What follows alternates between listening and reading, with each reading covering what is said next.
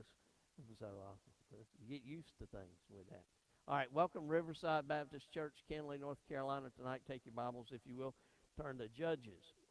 Judges chapter 7. I'm going to do something tonight that I thought about doing, and actually I really wanted to do this message this morning, but I didn't. And tonight, the title of this message is simply going to be War Story. War Story. Before we read in Judges chapter 7, the war story, let me just say this, and that is, how many of you have heard, and you know when someone starts talking, it's some type of war story.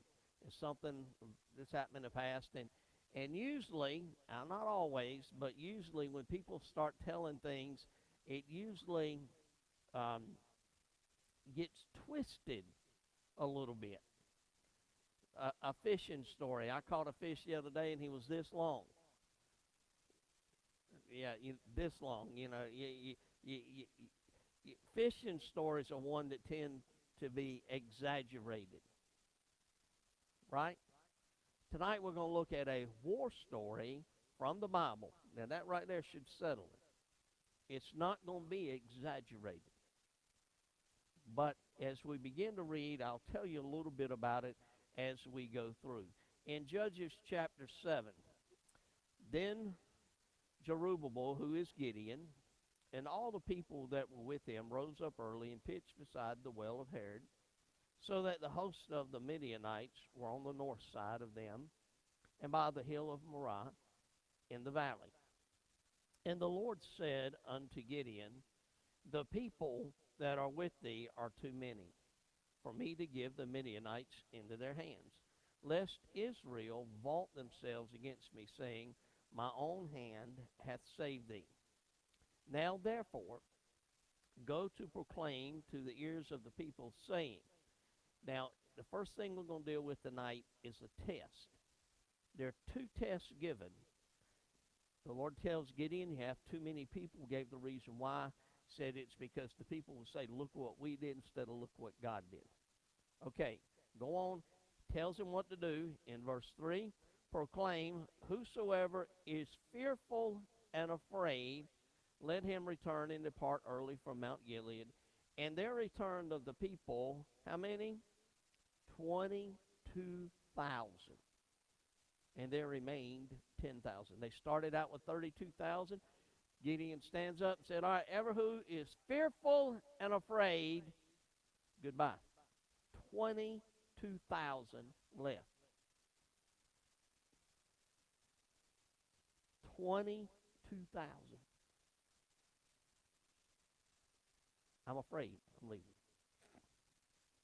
The title of the message is War Story. 30 years ago, I listened to an evangelist in church that preached a message from this passage of Scripture. I remember it just like yesterday.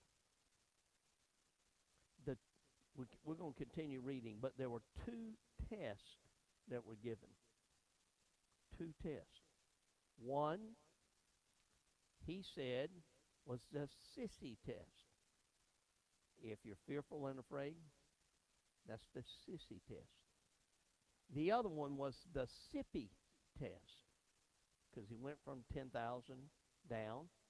And we're going to read that in just a moment. But the reason that I'm saying this, I remember his name. I'm purposely not calling it. I never heard him preach a lot. I heard him preach a few times.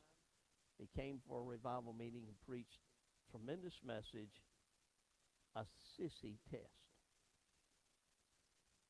He portrayed the actions of a sissy in church that night. And when he did it, I just looked at him like, it became real. A sissy. That has a different mindset today. My point of saying all of that is this. What he did that night, if it was done today, put on the internet, that preacher would be persecuted.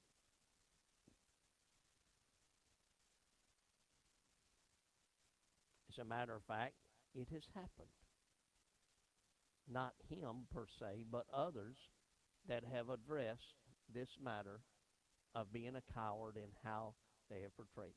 That's how far things have gone. Started with how many? 32,000. 22,000 acknowledged and said, I'm afraid. 22,000. That's a lot of folks. That's a lot of folks. I don't know about you, but growing up, I don't know. I can't say everybody was taught this way, but I will tell you this. My dad didn't want to raise a sissy. I mean, he didn't. I mean, it was real clear. He,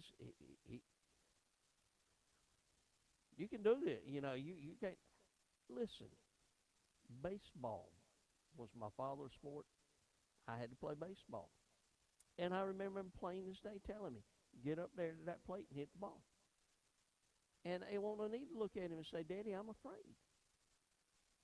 Because he would have showed me that that baseball was nothing to be afraid of compared to him. You say, well, that's mean.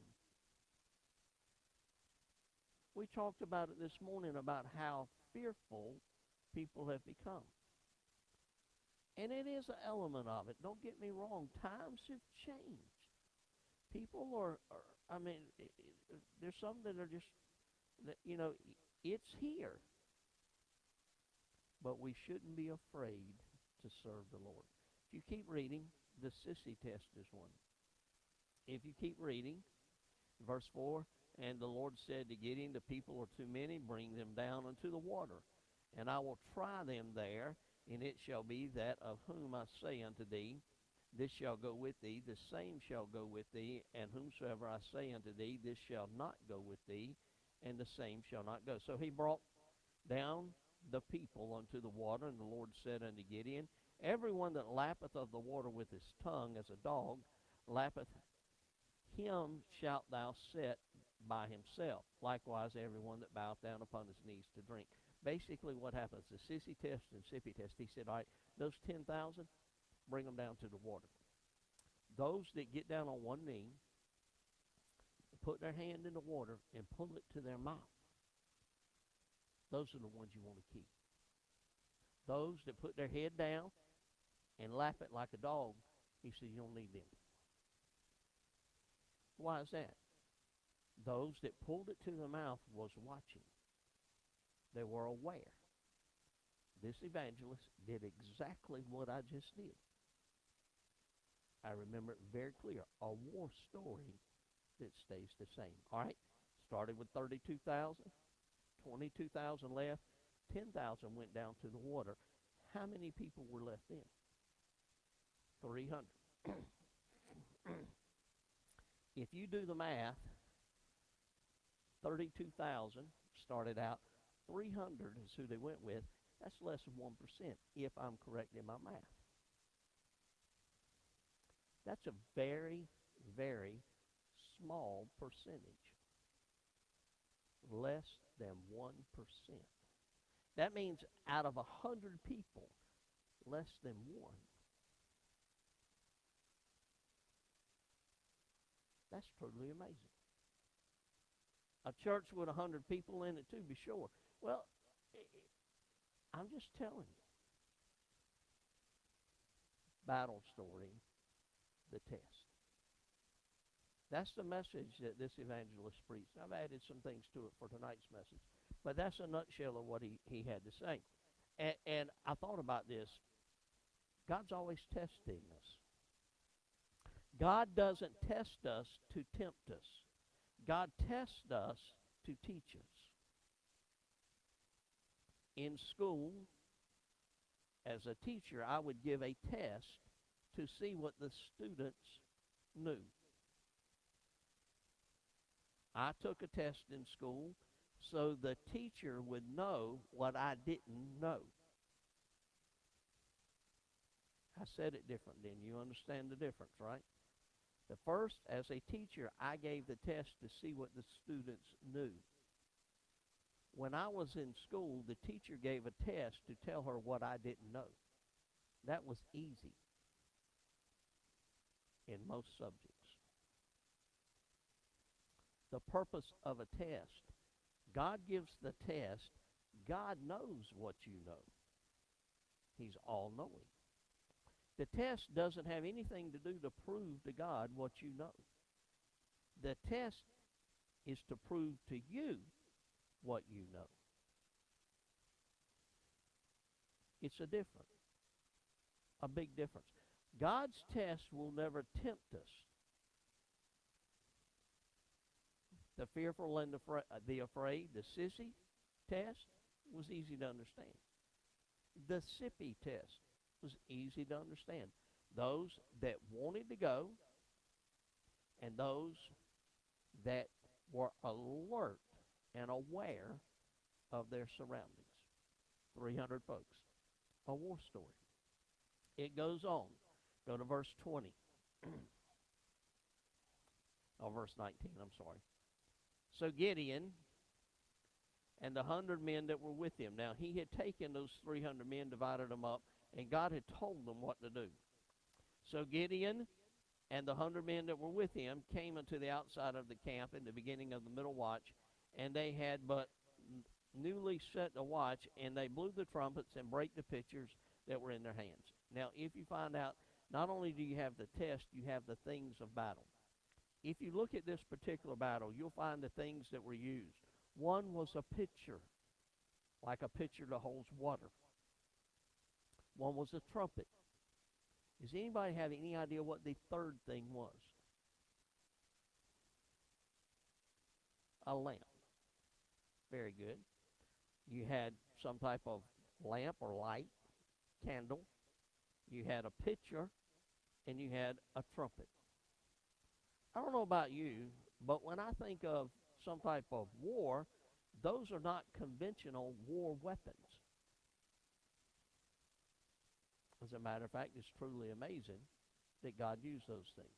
Here's a victory that's going to belong to God in a way that man has no way in the world to claim, I did it. That's the purpose of it all. The things of war. What are the weapons of war today? Guns, drones, what else? Airplanes, missiles, tanks. Interesting that you mentioned that. War story. There's a Marine I met. He told me, I told you a little bit about James this morning that was deployed. This Marine, his job in the Marine Corps was to drive a tank. Talking with him, I said, you know, what do you do? He said, I'm a heavy equipment operator. And I said, okay. Anyway, I talked to him a few minutes later, and he said, I drive the tank. I said, oh, really? I said, is that fun to drive? You know, I've never been in a tank. I said, and he told me a little bit more about what he did. In Iraq, he drove a tank in front of the convoy. Do you know why he drove a tank in front of the convoy? His job was to drive that tank to run over landmines to blow them up. And he told me, he said, I drive the tank in front. He said, I hit the landmines and then blow up. And I said, you do what? I said, my thought is, don't hit the landmines. He said, no, we plow them up to blow them up so they're safe behind me. And I said, how you like that? He said, I don't. I said, well, I can understand. He talks like that when that tank drives over that landmine and it blows up, it rattles his cage. I can understand that. And I just looked at him. I said, what's safe about that? And he said, I'm still here. That's a job I wouldn't want. Weapons of war. We have our mindset of what is used, but the truth is this: God can use whatever he wants. Now, for sake of time, what happens is this: in this battle, they surround the city, 300 men, not the 32,000. Okay? God told them what to do. Gideon told the men what to do, and they followed the instructions. That's a message within itself, just simply following instructions. I don't know about you, but I don't like following instructions. I don't like following directions. I remember it just plain as day. We'd go buy something that had a whole list of directions on how to put it together. I open up the box, I look at them. One side is in a language I don't understand.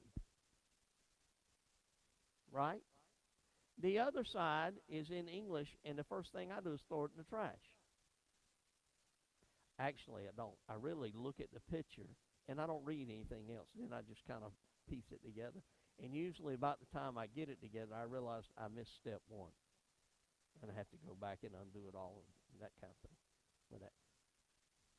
No, you don't read where the people complained about the directions or instructions. Okay, here's what I picture happening. That is, Gideon took a group, another man took a group of 100, another man took a group of 100, and they went out and surrounded that city at night. They had the pitcher with the lamp in it.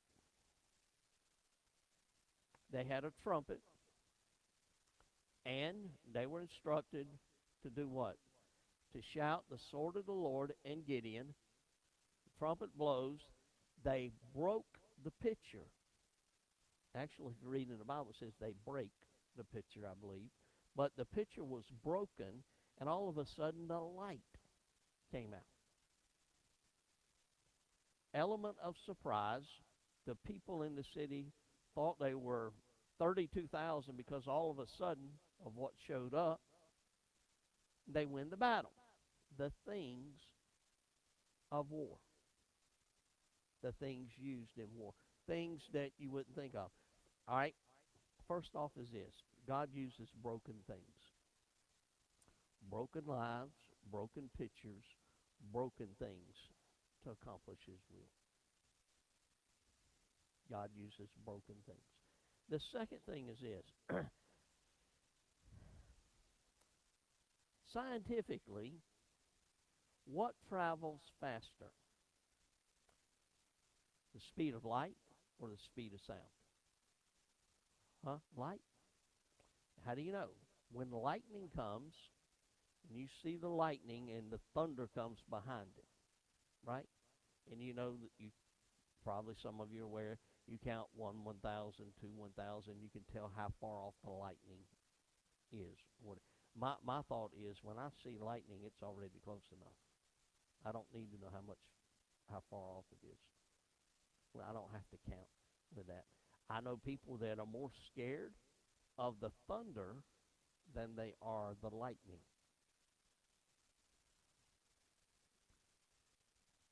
Thunder, the lightning is what does the damage. Right? Okay. Think with me for just a moment. Their instructions were to do what? Shout, blow the trumpet, then break the pitcher. What travels faster, the light or the sound? The light. My thought is they may have saw the light before they heard the sound.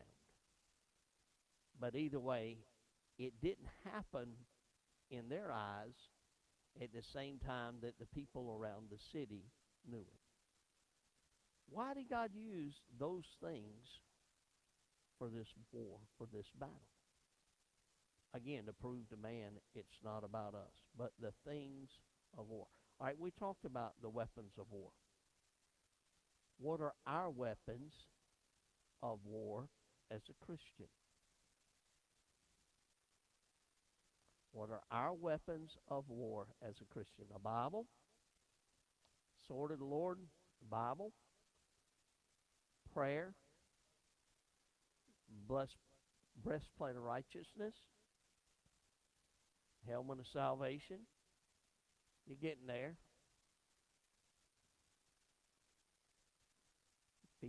Feet shod with the gospel of peace. The belt of truth. Truth. You have the weapons, the armor that you put on, the whole armor of God. We had a fellow named David that was coming to church, and David was a people person. People liked him. He was just a kind of outgoing, and David was no small individual. He was an adult, but he'd make two of me. He was a big fella, and so you know the armor of God in a little box that for children use for vacation Bible school and all. I had that, and I talked to him. I said, listen, I'm going to do a message on this, and I need you to illustrate this. And I showed him what it was, and he said, I'm going to wear that. And I said, yeah, I'm going to fix it where you can wear it. So I added strings and everything on it so he could put it on. The breastplate was about this big on him. I mean, he hung out on both. The helmet sat on top of his head, with that. And the belt, I had a piece of string tied to it that long just to get around him with that. And the same thing for his leg. When he got it put on, I mean, people looked at him like, there's more of you poked out than inside. It was obvious. That was the illustration of it. And that is God's armor fits us with that. And the sword is about that long. Of course, you got to understand, he's, 6'5" tall, and it looks like a little toothpick in his hand with that, with it. But the weapons of war, God gives us the things we need.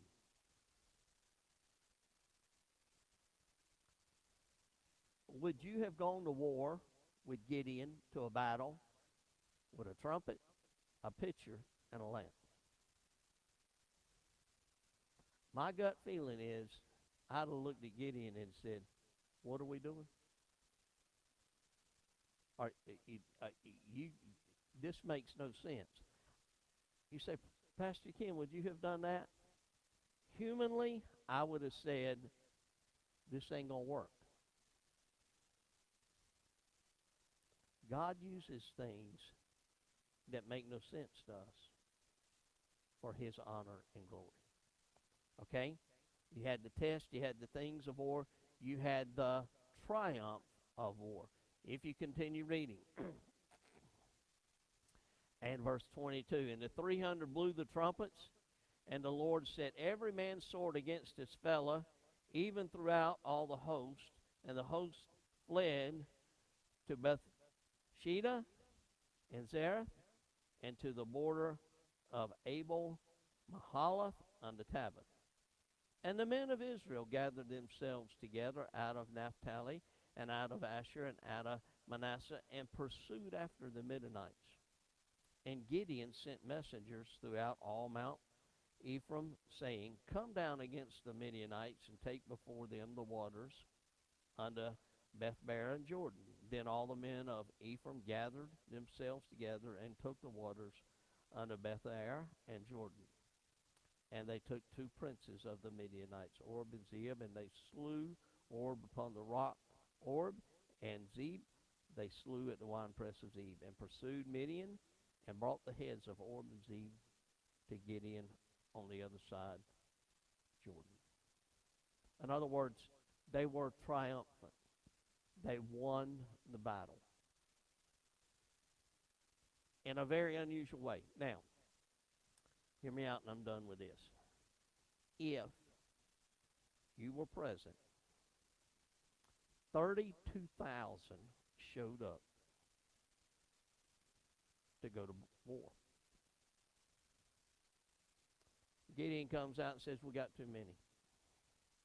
If you're afraid, go on home. 22,000 left. And you're one of the 10,000 still standing. You'd be like, Gideon says, okay, 10,000 is still too many. Here's what we're going to do. We're going to go down and get some water.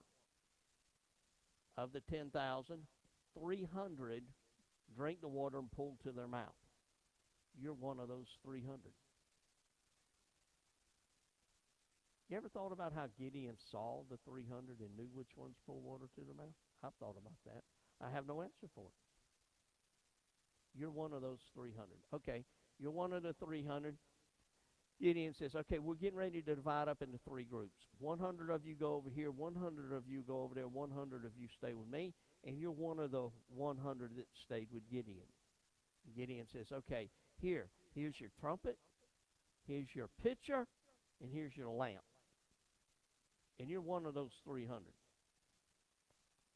About that time, you're going to start saying, I should have been one of those 22,000 that left. Your confidence level probably is going to drop some.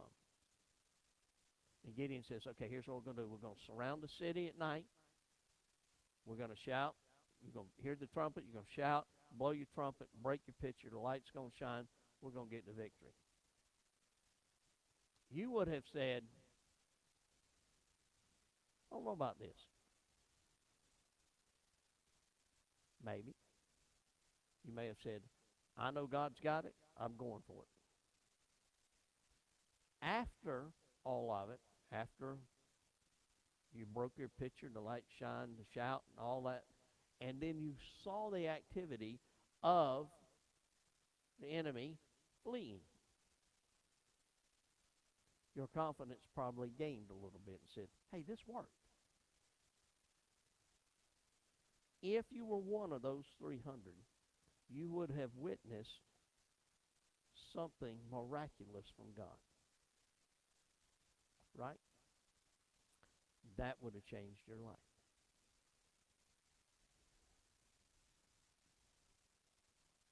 When God gets a victory over something in your life, I believe you know it's God. According to the way I read the Bible, we understand that God will share his glory with no one. I've heard that message preached multiple times. I will share my glory with no one. Think about today. How much glory is due God, but how much others try to take credit for what God's done. That's the world we live in. I heard those messages preached as a child growing up. I'll share my glory with no one. As an adult, the sissy test and the sippy test. God wants those that are genuine, those that are willing, those that have confidence and faith in him. And from the things of war, God uses unconventional things for his battle. But God always uses broken things. Broken things. Thank you for joining us tonight at Riverside Baptist Church, Kenneally, North Carolina.